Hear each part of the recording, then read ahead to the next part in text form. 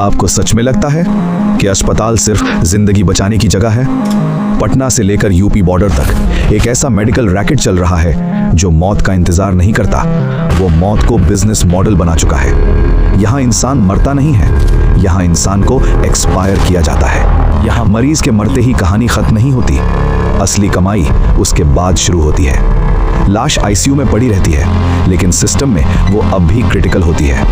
48 घंटे तक वेंटिलेटर चलता रहता है ताकि हर सांस के नाम पर सरकार से पैसे निचोड़े जा सकें। 2 दिन का वेंटिलेटर, महंगी दवाइयाँ, फर्जी ट्रीटमेंट, एक लाश से 1.5 लाख रुपए की कमाई। बाहर परिवार भगवान से जिंदगी मांग रहा होता है और अंदर उनके अपने की लाश पर सरकारी पैसों की लूट चल रही होती है। और ये खेल सिर्फ बिल का नहीं है, लावारिस लाशें यहाँ माल बन जाती हैं।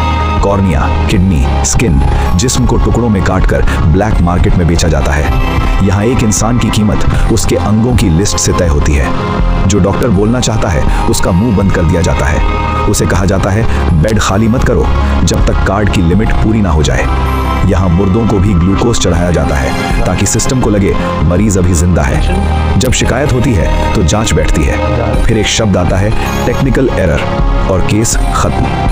क्योंकि ये सिर्फ हॉस्पिटल का खेल नहीं है, इस खेल में नेताओं का हिस्सा है, अफसरों का हिस्सा है और सिस्टम का हिस्सा है। यहाँ पुल गिरते हैं पैसों से और यहाँ लाशों से कमीशन बनता है। अगर आपका कोई अपना अभी किसी अस्पताल में है तो आंखें खुली रखिए, कहीं ऐसा ना हो कि जिसे आप जिंदगी समझ रहे हैं वो किसी के लिए अगला बोनस बन चुका हो। आज ये कहानी किसी थिएटर में नहीं चलेगी। आयुष्मान भारत पीएमजेई के नाम पर जो मेडिकल माफिया खेल रहा है, सरकार ने 5 लाख रुपए का मुफ्त इलाज तो दे दिया, लेकिन कुछ प्राइवेट हॉस्पिटलों ने इसे अपना पर्सनल एटीएम बना लिया है। एक गोस्ट सर्जरीज, कागजी ऑपरेशन, ये इस योजना का सबसे भयानक सच है। कई हॉस्पिटल्स ऐसे मरीजों को एडमिट करते हैं जिन्हें सिर्फ सर्दी खांसी होती है, लेकिन पेपर्स पर दिखा देते हैं कि उनका बड़ा ऑपरेशन जैसे गॉल ब्लैडर या हिस्टेरेक्टमी हुआ है। मरीज को पता भी नहीं चलता कि उसके कार्ड से 40,000 50,000 रुपए निकाल लिए गए और असलियत में उसका कोई ऑपरेशन हुआ ही नहीं। सीएजी की रिपोर्ट में एक ऐसी बात सामने आई थी जो दिमाग घुमा देगी। हजारों ऐसे मामले मिले जहां मरीज की मौत पहले ही हो चुकी थी, लेकिन हॉस्पिटल उनके कार्ड से उनका इलाज दिखाकर पैसा निकालता रहा। एक ही मोबाइल नंबर पर हजारों लोग रजिस्टर्ड हैं, जिसका फायदा उठाकर नकली क्लेम्स पास करवाए जा रहे हैं। जबरदस्ती का ऑपरेशन, हॉस्पिटल के एजेंट्स जो अक्सर गांव में घूमते हैं, मासूम लोगों को लालच देते हैं कि सरकारी पैसा है, चेकअप करवा लो। फिर हॉस्पिटल उन्हें डराता है कि तुम्हारे पेट में रसौली है, अभी निकालो वरना जान जाएगी।